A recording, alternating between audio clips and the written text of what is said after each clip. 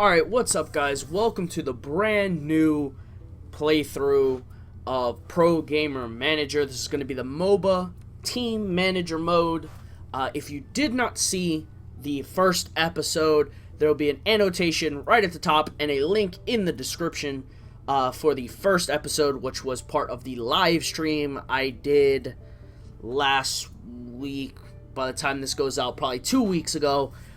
So please go check that out. I think it's like 35-40 minutes long. It was some good fun. Again, if more people want to see some more live streams, I will definitely do that. But without further ado, let's kind of introduce you to the team if you haven't watched it already. If you haven't, please go check it out before I put anything in. Alright, pause the video, go to the next video. Alright, so I hope you've had enough time now. You've had enough time to do it. Alright, so this is going to be the team. First off, the team is Rival Gaming, which is the organization that I'm a part of. And I kind of made it with some of the friends I got on the team. We have Hawkeye as the mid laner. He's a disabler. He's currently got decent positioning and kind of gone spread it out between his mechanics, team fighting, and pick phase. Next up is Cuddle Bear. He is going to be our top laner. He is also a disabler. His positioning and mechanics are his strong suit, and he's got a couple points in team fighting. Kaboosh next up will be our ADC. He is pretty strong in his positioning and mechanics, and a little bit into the team fighting. We got Foxer, who is going to be our support. He's kind of spread pretty evenly between mechanics, team fighting, and mental stats, with a couple points in the pick phase. And we have Pure, who is the team captain, and he's kind of, I'm trying to build him a little bit more even across the board so that, we can kind of see how that goes and see,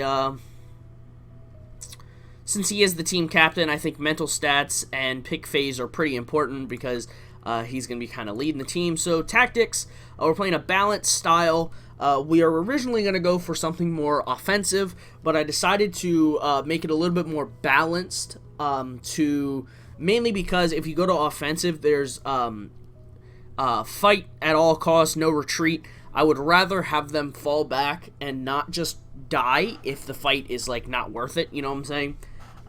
Which is kind of those mental things that are pretty straightforward if you've ever played a MOBA or really any game, for that matter. MOBAs more specifically because when you have the FPS, it's less so about that. It's more so like round by round rather than being an overall game.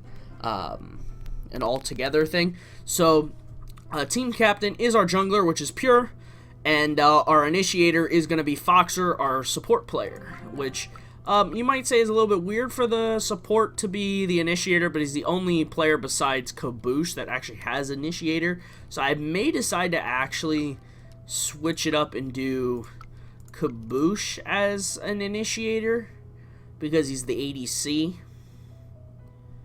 I'm not really sure. I think it might have been better to do Cuddle as an initiator if he was one, because he's the tank, and he's going to be able to, obviously, like the name suggests, tank some damage. But we'll try it out a little bit with Kaboosh as an initiator. If not, maybe we'll start doing Cuddle. So, if you guys have not seen some of the new things in Manager Mode, now there hasn't been an update since the release, which I'm personally a little bit upset about. I was hoping, and we'll kind of get into that a little bit more after we kind of point out some stuff, but obviously, if you guys are fans of the previous Manager Mode, a lot of things have changed between then. The leagues are still the same, 14 games in a season, so it's a double round robin. You still got the same kind of tech stuff. Now the tech stuff, the screen's a little bit different. It's a little bit nicer. Manager mode, there is a B team now that you can get, which you can actually bring into an organization. I haven't really played around with this a huge bunch yet, mainly because I wanted to kind of let the updates go and then kind of play around with them later. We've all seen the finances tab, which is pretty standard. We now have the contracts, which expire after a certain amount of time. So, for example, Kaboosh's contract expires in 26 days, Cuddle's 29, Hawkeye's 30, 48 for Fox, and 57 for Pure. So you'll have to do things like contract extensions, raises, things like that, kind of to make it a little bit more realistic. We have the staff, which you can actually give them things to do now, which is awesome. We have our phone, which we can call our players and kind of give them expectations and talk with them and things like that. We can call the press to kind of try and build some hype around a match. Maybe there's a maybe we're doing really well in a tournament and we're about to in our league and we're about to play a really high ranked team. You know, you might want to call the press, get some hype around the game. That way you'll gain more fans and things like that if you win and whatnot. You got the sponsor, which we can call sponsors, which I think is an awesome thing. You can call your sponsor and your title sponsor and try and renegotiate prices, get a higher amount of money from them and whatnot, which I think for the most part doesn't really matter, because once you really start getting like the eShop merchandise and website ads going, the amount of money that your sponsor gives is like it's nothing, because you're making so much from them at that point that it doesn't really matter. What's up next? We got the bio, which kind of shows me. We've played 5 games so far, and yeah, so I started off completely starting as a manager, so I did not have a professional player career before becoming a manager. Not many esports fans know who he is, so that's kind of the current situation. Currently we have 2,000 fans, $200, and 14 esports points. What is next? We've all seen the news tab. There's no news on it right now. We've seen the team room. Organization, obviously still the same. You can buy your tech, staff, and esport upgrades for your team.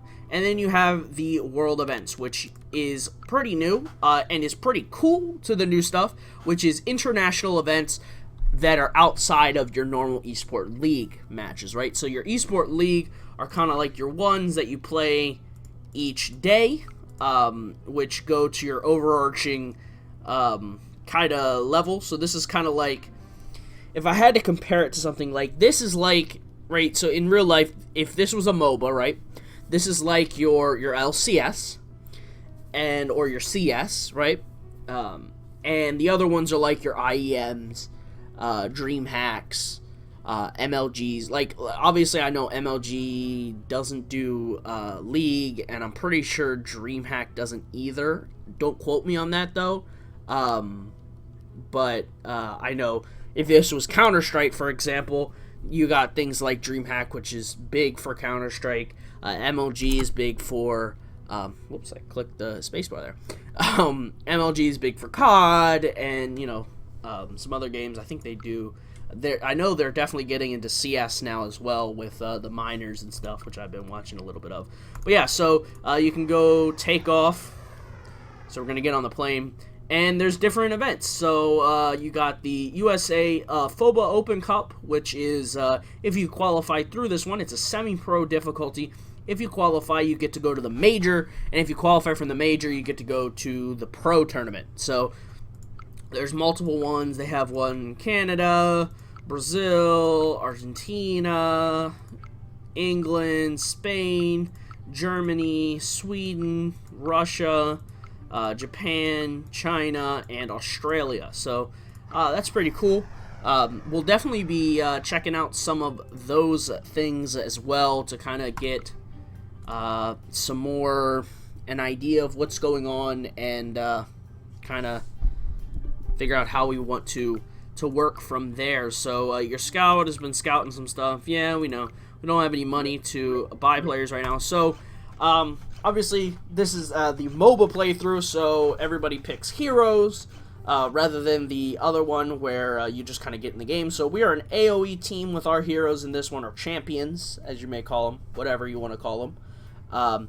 And they are high mobility teams, so they're definitely going to be not wanting to so much engage as be split pushing, things like that, while we're going to be more trying to get into a fight with them. So it's going to kind of go. We can see what our gold counts are at the moment. So it's pretty standard. Kills, deaths, you know, the stuff that we've all seen, and it'll kind of let us know what all's happened. From what I've seen, for the most part, the MOBA matches take a lot longer than the FPS ones, and that might just be because obviously you don't see like a tick number that's eventually going to go to 16, right, like you did in the FPS one. But because this is kind of like an all-around game rather than a first to an X amount, right? Because obviously, if you all know what a MOBA is, obviously the overarching objective of the MOBA game is to destroy the enemy's core. And I think that probably told us it was about halfway through the game. So we're leading this game, which is really good. Foxer is just killing it right here with a 21-8. Which is not too bad. The team is pretty decent. We've been doing pretty well. I think we're 4-1 at the moment in the league so far. Either 4-1 or 3-1. We'll find out after this game. But I do believe we were like 4-1, which is really good for the first season, since the guys haven't gotten a whole bunch of like extra points yet. So we've kind of been we've been lucky with the way that things have gone so far. So but yeah, so in a MOBA, the overarching objective of the game is to destroy the enemy's core. So there is an objective, like in an FPS, like in CS, for example. The goal is to get to 16 rounds won, right? Okay, so both games have a goal, but I think it's a lot easier to get to that 16 because you can actually see it, rather than there's not like an immediate, like, you can see how close you are to a win. Like, obviously, if you get up to 30,000 gold, you're pretty close to that point. So Kaboosh, we're going to be having him as an initiator, so I think his positioning is going to be really important right now. So far in the league, we are 5-1. We are currently ranked number 1, tied for first place with Dangerous Force, who has some okay players. They got their weak position is definitely their jungler, and they got a strong top lane and a pretty strong mid as well. At our current state, our strongest is our jungle and our support, which is good. Our mid lane is decent. Top lane is our weakest, so Cuddle is kind of the weak link at the moment, but we'll do what we can to bring him up to the position that we want him to be at. At the moment, we can't really play in any international tournaments yet, because I think the minimum buy-in price is like $2,000 or something like that. Yeah, $2,000 is the entry fee, which, you know, if you get first place and get into the major, that's pretty good. It also offers like you can get fans through that and things like that. But at the moment, we're just trying to get up to that $500 so we can start getting the website going, start bringing a little bit of ad revenue, and or getting more fans in order to hopefully get to where we want to go. So this is Cuddle Bear, and Rival Gaming will lead his team to victory. That's the media predictions right now. So the media is all about Cuddle Bear. They're thinking Cuddle Bear is going to be the guy to help lead this team to new horizons and great games. And Cuddle starting off the game with a 3-0 win in a team fight. It's going pretty well. I will say, though, this compared to like an actual League game, like if you actually watch League or Dota, like there's a clear lane phase, right? Now, Heroes of the Storm is a little bit different. It's more team fighting throughout the game, rather than like there being a clear lane phase, and then there's, you know, a lane phase, and then a team fighting phase, and whatnot. But for this, it seems like you just start team fighting right off the bat, and like just open up with a full fight. So it's almost like a mix of if you took Heroes and you took League and you mix them together, because it's got the jungle position, which is more closer to League. I know Dota does have like a jungler type of position, someone who goes and gets creep camps and things like that, but they kind of jump in lanes and things like that also. So I personally don't know a huge amount about Dota. League a little bit more than Dota, but you know, I've always been a guy who's done RTSs, so if we were going to talk about StarCraft, I'd know all kinds of stuff about that. But as far as MOBAs go, much like the FPS, I kind of learn as it goes, and I love how you guys did it in the previous playthroughs, kind of letting me know how things went, right? Because I don't know a huge amount about how exactly things are supposed to be done in these games, but we'll see. So Foxer, he is a support, so we're going to be working mechanics a little bit with him, because he's going to be rolling with Kaboosh, this combo here, this Foxer Kaboosh combo, which hopefully will get us some pretty good wins. So that's going to wrap up the first, or I guess technically second part